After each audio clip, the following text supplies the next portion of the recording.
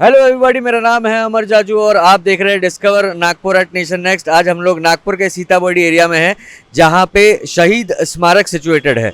I am sure हम लोगों में से ऐसे कई सारे लोग होंगे जिन्होंने इस मेमोरियल को कई बार देखा है, लेकिन उन्हें नहीं पता कि इस मेमोरियल का रेलेवेंस क्या है। तो आज discover Nagpur at nation next में हम लोग आपको बताएंगे what is the relevance and what is the importance behind Shaheed Smarak situated at Sitabuldi in Nagpur.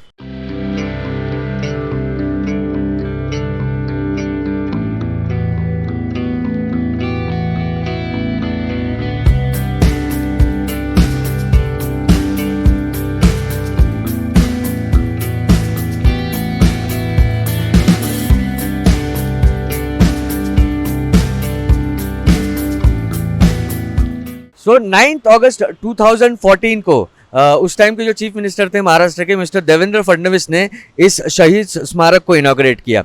ये शहीद स्मारक ऐसे उन 100 लोगों के लिए ट्रिब्यूट है नागपुर और नागपुर डिस्ट्रिक्ट के, जिन्होंने 1817 से लेके 15 अगस्त 1947 तक के नागपुर और देश की आज़ादी के लिए अपनी जानें दी। 1817 में नागपुर में बैटल ऑफ सीताबर्डी लड़ी गई। बैटल ऑफ सीताबर्डी की कहानी यह है कि राजे रघुजी भोसले टू जो थे उस टाइम के, जब उनकी डेथ हुई तब उनके भतीजे अप्पा साहेब भोसले ने नागपुर की राजगद्दी 23 नवंबर 1817 में संभाली। जब उन्होंने गद्दी संभाली तो ब्रिटिशर्स ने उन्हें राजा मानने से इनकार कर दिया। उस टाइम पे ब्रिटिशर्स की जो रेसिडेंट थे यहाँ पे जेनकिंस टू, उन्होंने अप्पा साहेब भोसले को अपने ऑफिस में बुलाया और उनके सामने कुछ शर्तें रखी। जब अप्पा साहेब भोसले ने उन शर्तों को मानने से इनकार कर दिया तो ब्रिटिशर्स ने उनको गिरफ्तार कर लिया। जब अप्पा साहेब भोसले की गिरफ्तारी हुई तो उनकी जो सेना थी उन्होंने एक रिवोल्ट किया और सीताबर्डी फोर्ट पे हमला बोल दिया। This led to the battle of Sitabuldi. ऐसा कहते हैं कि जो सीताबर्डी फोर्ट का दरवाज़ा है which is also known as the Jumma gate, वहाँ पे लड़ाई मराठा वॉरियर्स जीत चुके थे, पर ब्रिटिशर्स ने कुछ छल कपट करके अरब सैनिक जो उस टाइम पे मराठा वॉरियर्स का साथ दे रहे थे उनके साथ मिल के कुछ छल कपट किया, जिसकी वजह से मराठा वॉरियर्स ये लड़ाई हार गए।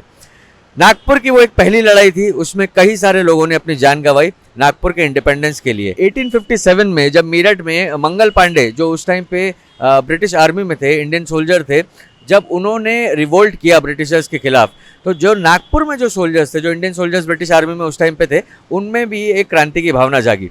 उन्होंने भी अपनी सीक्रेट मीटिंग शुरू की, लेकिन अंग्रेज़ों को इन सीक्रेट मीटिंग्स के बारे में पता चल गया। उन्होंने एक मुहिम चलाई जिसके अंतर्गत उन्होंने काफ़ी सारे ऐसे सैनिकों को गिरफ्तार किया। उनमें से 3 ऐसे सोल्जर्स थे जिनको सज़ा दी गई। वो 3 सोल्जर्स थे दिलदार खान, इनायतुल्लाह खान और विलायत खान, जिनको फांसी दे दी गई। ऐसा कहते हैं कि इन तीनों की जो डेड बॉडीज़ थी वो जुम्मा गेट पे लटकाई गई थी। It was to tell the people that if you revolt against the Britishers, it will lead to something like this.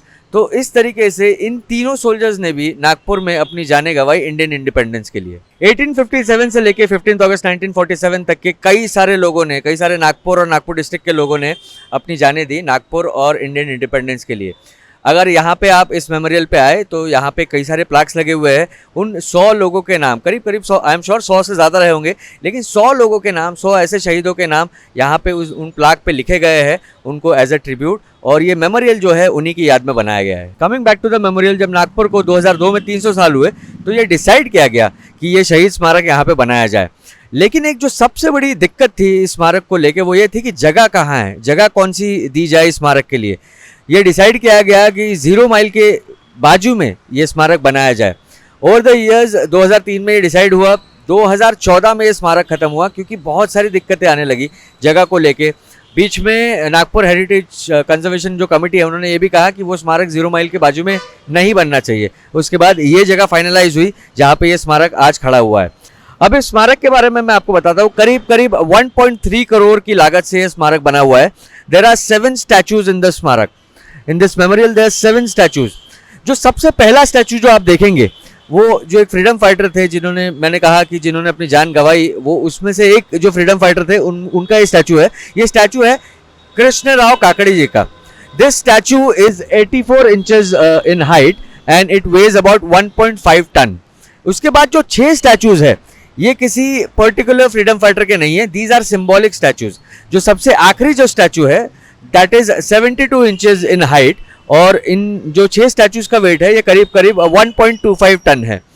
अब आप इसको इन स्टैचूज को अगर देखेंगे, इन स्टैचूज में व्हाइट मार्बल लगा हुआ है, व्हाइट मार्बल से स्टैचूज बनी हुई है, ये राजस्थान से बनवा के वहां से मंगाई गई है।